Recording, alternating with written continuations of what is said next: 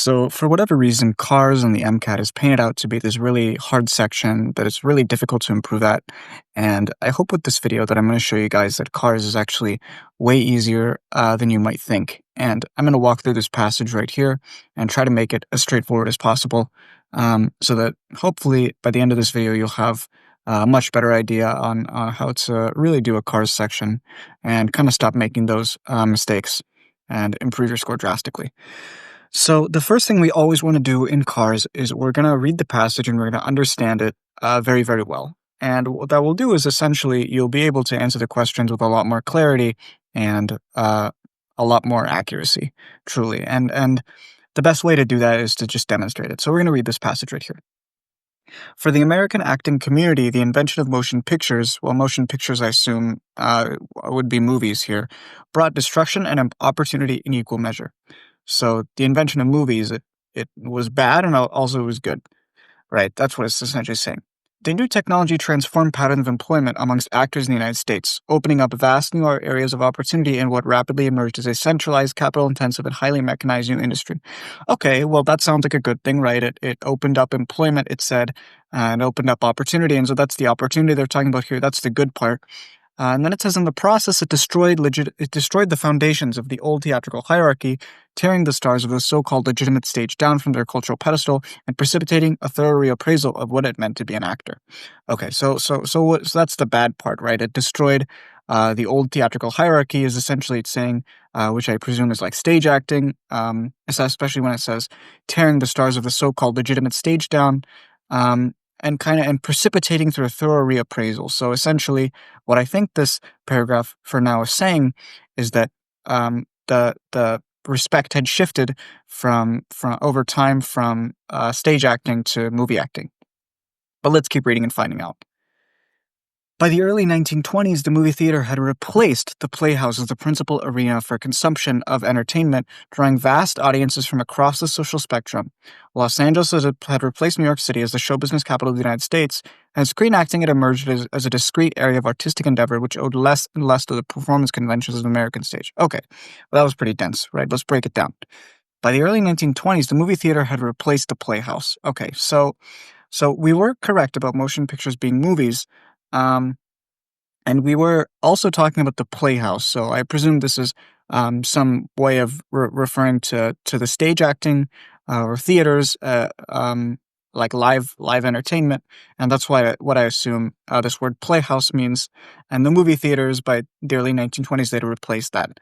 And it says Los Angeles had replaced New York City as the show business capital of the United States, and screen acting had emerged as a discrete area of artistic endeavor. So what is screen acting, right? That would be movies, right? Not live acting. And it said it owed less and less the performance conventions. So more and more the shift was going towards screen acting and movies, which is consistent with what we saw in the last paragraph. And then it says, in purely economic terms, the emergence of the movies as a medium of mass entertainment had a catastrophic impact upon the legitimate theater. In New York City, the theatrical capital continued to flourish. So that's a contradiction, right? It says it had a catastrophic impact. So the emergence of movies had a catastrophic impact upon theater. But then it says New York City, the nation's theatrical capital, continued to flourish. So I'm sensing that there's going to be a but there. Out in the provinces, however, so there's our however, it drifted into an irreversible decline as the audiences that had once patronized the opera houses of small-town America turned instead to the cheaper and more reliable form of commercial entertainment on offer in picture houses. Okay, so in New York City, they still really liked theaters and live action and not screenplay, rather stage acting over there. But out in the provinces, it says that essentially movies started to take over as it says opera houses and similar places of small town America had turned to cheaper and more reliable forms. And picture houses, I would assume, would be movie theaters here. So during its formative years, cinema failed to make much of an impact upon the collective consciousness of the theatrical aristocracy, because prior to about 1907, even appearing in motion pictures was simply not equated with the art of stage acting. Even after the balance of production in the industry decisively shifted in favor of the fictional narrative, producers made little to no effort to draw upon the talents of stage luminaries, preferring to rely on the rather costly, less costly services of the men and women who labored in theatrical obscurity. Okay, so what is it saying, right? Cinema, in its formative years, right? So before it was really popular, cinema, which is the movie screenplay which they were talking about, failed to make much of an impact. And why was that? Because the acting in motion pictures was not equated with the art of stage acting. Okay, and why would that be? Well, it says even the balance of production in the industry shifted in the favor of the fictional narrative. Producers made little to no effort to draw upon the talents of stage luminaries. So these talented people acted on stage, and they relied on less costly people who they say labor in theatrical obscurity to do these films. And that's why films in the theater simply did not share actors.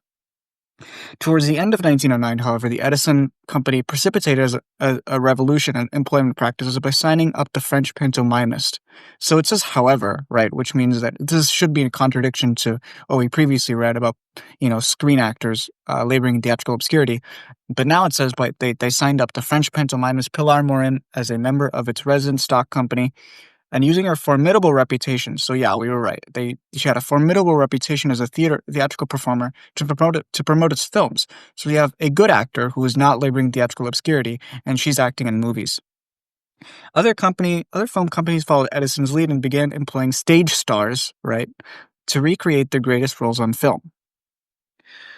Okay, so they're using essentially more famous actors, and this should kind of signal in your mind that, previously, movies failed because the actors were kind of second class to those stage actors, but now they're using those talented stage actors, and the movies should be taking off. The star system was more than simply a means of marketing motion pictures, however. It was also the basis for how pay was distributed in the Hollywood film industry that shaped the working lives of all motion picture performers, regardless of their individual status. Okay, so now it's talking about pay. So it was also the basis of how pay was distributed in the Hollywood film industry. So what does that mean? Straddling the contradiction between standardization and differentiation, it allowed film companies to reconcile the competing imperatives of economy and originality. Okay, well, that's pretty dense. I'm gonna go ahead and go to the next paragraph, so I think I can understand it more completely. And in fact, it says studios could pay high salaries to the privileged elite in Hollywood. Well, so privileged elite. This is a very, very strong word, and essentially, when you see such a strong word in a passage on Cars, it essentially means that the author has written this. For a reason, essentially, and they have a very strong opinion about this. So studios could pay high salaries to the privileged elite in Hollywood, while simultaneously controlling costs by placing strict limits on the earnings of the character actors. Okay, and who occupied the lower strata, right? Stars made more and everybody made less. So now we see why this is being written, because the author wanted to discuss the pay disparity between these talented, not necessarily talented, just more famous actors in Hollywood. And they made more, and he thinks this is unfair. He says this privileged elite in Hollywood, and so he says just as important, well, stars made more and everybody made less, right? That this is what it says here, and this confirmed our hypothesis. Just as importantly, though, the star system elevated a small minority of performers at the expense of the struggling majority. So it elevated that little small minority of, superstars, right, at the expense of the struggling, character actors, everybody who made less. It stripped actors of their identity as workers, and as film theorist Daniel Clark puts it, a diverted public attention away from the problem of work and the grim reality of its factory conditions. So clearly, the author feels extremely strongly about this, right? He's writing this piece essentially to pay attention to the pay disparity here. And it's clear that this is more, to me, the main idea of the passage. I think that everything above here, talking about, that the films kind of slowly took over and all that, I think that was just exposition and setting for this real discussion that is happening about the pay disparity. And anytime you see the author have an opinion, that's usually the main idea of the passage. So in establishing the star system, then film allowed fewer actors to make more money, right? It presented an opportunity for better employment for only a small number of actors. So he ends this very strongly. Basically, he thinks that, again, with this privileged elite phrase here, we know that, he feels the author has an opinion about this, and it makes sense because, a small amount of people are earning a lot of money while everybody else making not that much money. So with that being said, we've read the passage quite thoroughly, and I think it's time to move on to the questions, right? So, which of the following assertions, if true, would most weaken the point of the passage? Well, we said that the main point of the passage, right, and an important thing in cars is to read extremely carefully these questions and these choices, right, would weaken the main point of the passage. So they're not talking about anything else. They're talking about main point, okay? And it's saying that if it was true, right, if one of these choices are true, the main point of the passage would be weakened. So what is that? Well, I think the main point of the passage, right, was this discussion regarding money. I think the author, again, I mentioned when the author has an opinion about something, that's usually the main point of the passage. So the main point of the passage is essentially saying that the privileged elite of Hollywood is earning a lot more than everybody else. So over time, answer choice A says over time the poor quality of movies drew audiences back to playhouses. Again, that doesn't really discuss salary, so I'm gonna rule that one out. The star system grew the industry, which raised the salary of all film industry workers. Okay, so notice this is not consistent with what we read about, right? The main point is that fewer people are earning more, and just a couple of, or yeah, just a couple of people are earning more, and everybody else is earning less. But this is saying that all film industry workers made more. It raised their salaries, and I don't think that's true. So that's a good answer. Because of the star system, more stage actors began to appear in movies. Again, it never really says that they didn't in the passage. I don't really see how that has anything to do with the main point, especially because we're talking about financial finances in the passage. So I'm going to rule out choice C. Other film companies that experimented with hiring stage actors before the Edison Company. Again, I think B is most consistent with our theme of the elite of Hollywood making more and everybody else making less. So I'm going to choose this because if it was in fact true that the star system grew the industry and everybody's salaries raised, that would weaken the point of the passage, right? It would weaken the point that says, the privileged elite made, more than everybody else and everybody else made a small amount. So I believe that B is correct. So let's move on to the next question. Which of the following items of information from the passage provides the best evidence that the author correctly assessed the impact of the film industry on the theater industry? So what is this saying? Right, what is this saying? This is saying the best evidence that the author correctly assessed, right, the impact. So this is the most important part of the question to me: the impact of the film industry on the theater industry. Well, the question then is, what did the author say? Like, what is the impact on the theater industry by the film industry? And we know that these are all A, B, C, and D are all correct. They're all technically, true statements, I should say, because it says which of the following items of information from the passage. So all A, B, C, and D came directly from the passage, right? And if you didn't read that question, right, if you didn't read that point of information, you would be confused because A, B, C, and D are all consistent with the information here. So, but it's specifically asking evidence that the author correctly assessed the impact of the film industry on the theater industry. Well, we said that there was a net decline in the theater industry as a result of the growth of the film industry, right? So when it says something like movie theaters and playhouses did not use the same actors, right? Again, that may be true, and we did see that in the passage, but that really doesn't have anything to do with the impact of the film industry on the theater industry, right? What is an impact? It's cause and effect, right? So the film industry, it gained and the theater industry lost, essentially. New York City still contained popular theaters, right? I ruled out D, right? So let's look at New York City still contained popular theaters. Again, that is the case, and but we did see this as a contradiction, right? In purely economical terms, the emergence of movie theater as a medium of mass entertainment had a catastrophic impact upon legitimate theater. But in New York City, the nation's theatrical capital, continued to flourish. So that's a contradiction, right? And we see however here. So, and New York City is kind of an exception to that rule, right? New York City still contained popular theaters, but the whole point of the impact of the film industry on the theater industry was that the theater industry declined. So B would not be consistent with that because it's saying that New York City still contained popular theaters.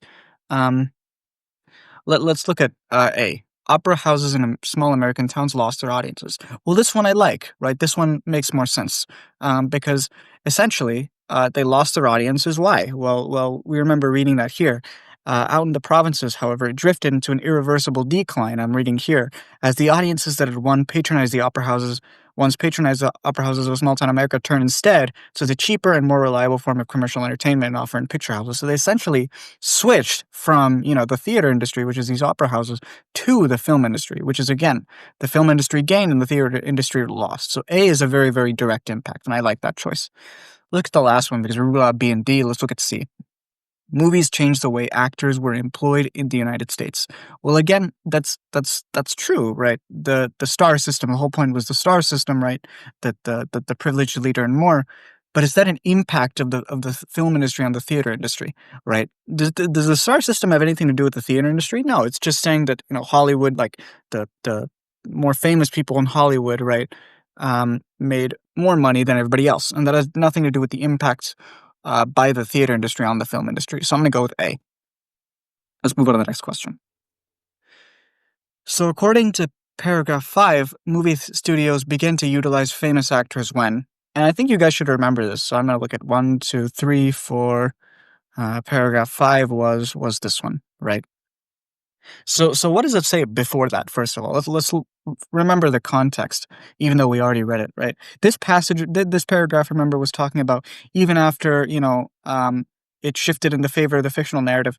Producers made little or no effort to draw upon the talents of stage luminaries, and they preferred to rely upon less costly services for films. So the films, right? Initially, they recruited like less famous and not that second rate kind of actors, and so that's why theaters were more respected because the actors were in film weren't that good. But it said here, right? However, at the end of 1909, the Edison Company precipitated a revolution in employment practices by signing up this very famous person, right? Because she has a formidable reputation, so she's famous as a theatrical performer. And what that did was essentially other companies followed their lead and employed stage stars, right, to recreate their greatest roles on film. So they put these stage stars on film because using these second-rate actors was not working, right?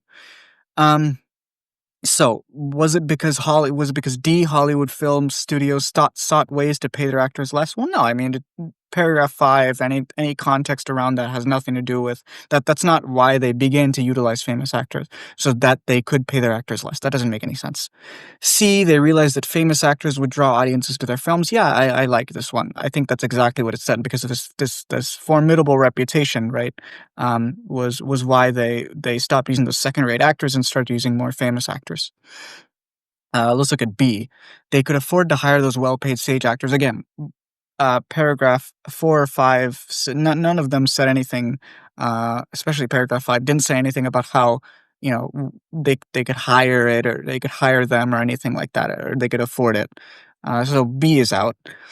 Film acting was generally, let's look at A, right? Film acting was finally believed to be as prestigious as stage acting, right? Did they begin to utilize famous actors when film acting was finally believed to be as prestigious as stage acting? No, right? They did it because of the fact that they wanted film acting to be as prestigious as stage acting, not after it was finally believed to be as prestigious. That doesn't make any sense. They started using those famous actors, and then the film acting gained some more traction. They didn't utilize famous actors afterwards, right? After that fact. And so I think C, they realized that famous actors would draw audiences to their films. I think that's the best answer. So let's go on to the next question. So, based on the passage, it's reasonable to conclude how much an actor is paid for any given movie is significantly affected by. So, remember, this is about pay, so we're kind of going down here to this whole section. I shouldn't say really this whole section, which is our main point of the passage. And what do we remember, right? Well, we said that it was the star system. The whole point is that it started with this famous person, right? This famous person started, famous people started acting on film, and essentially, right, it said that the studios could pay high salaries to the privileged elite in Hollywood, right? So these are more like very famous people, right? So I'm going to go with B, how famous the actor is. It doesn't matter how many actors are there. It doesn't matter, how successful the movie is, right? D or A. How talented the actor is. This is a tempting choice, but again, it doesn't say anything about talent or merit, right? It's essentially saying, right, who is the most famous? and who, because the privileged elite doesn't have anything to do with, their talent or capabilities. It simply has to do with how famous they are. Let's go to the next question. Given the information presented in the second paragraph, which of the following statements could be most reasonable and reasonably inferred? So what does the second paragraph say? By the early 1920s, the movie theater had replaced the playhouse as the principal arena for the consumption of entertainment, drawing vast audiences from outside the social spectrum. Okay, so it's saying by this point in history, movie theater had essentially replaced these stage environments, stage theaters. It says Los Angeles had replaced New York City as the show business capital, and screen acting had emerged. So screen acting, so movies had emerged as a discrete area of artistic endeavor, which owed less and less for the performance conventions of American at stage. Okay. So which could be reasonably inferred? Okay. Early film actors resembled stage actors more than later film actors. Okay, well, I'm unclear on what this is. I think we're better suited to rule out answer choices. So before the 1920s, Los Angeles was not an important American city. Okay, this is a very extreme answer choice, right? And we want to rule out answer choices like B immediately because there's no evidence of how, important these cities were in American history. Like, it doesn't say anything about that. B is completely ridiculous. Movie theaters did not flourish in New York City. Again, it didn't say that right at all. It said just Los Angeles had replaced New York City as the show business capital. This question, I mean, this choice is very, very extreme, and we're going to rule out things like C immediately because there's no evidence for that in the passage. D says film acting was not considered a legitimate art form.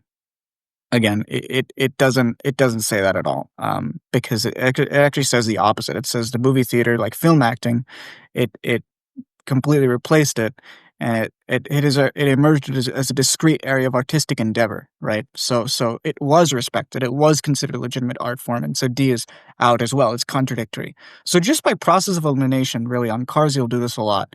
You'll see that A is correct, and let's just go through it for brevity's sake. Early film actors resembled stage actors more than later film actors. Well, once again, like this is a way better choice than anything else, but we can kind of see why this inference is being made, right? So early film actors, right? They were the ones that existed prior to this 1920s period, and uh, they essentially borrowed from stage acting, right? And we saw evidence for that in the passage. So you can take that from the evidence in the passage, or you can do what the MCAT wants you to do, which is simply rule out B, C, and D as bad options and move on. Okay. So the author's attitude towards the star system is most accurately described as what? Remember, we said this was an opinionated piece, right? He described the star system, which is this, more popular actors make more and everybody else makes less. He described this as, privileged elite, and we remember he had a very, bad view of this, and that's fair enough, right? So it can't be positive, it can't be neutral, it can't be mixed, it has to be negative. He had a negative view towards the star system.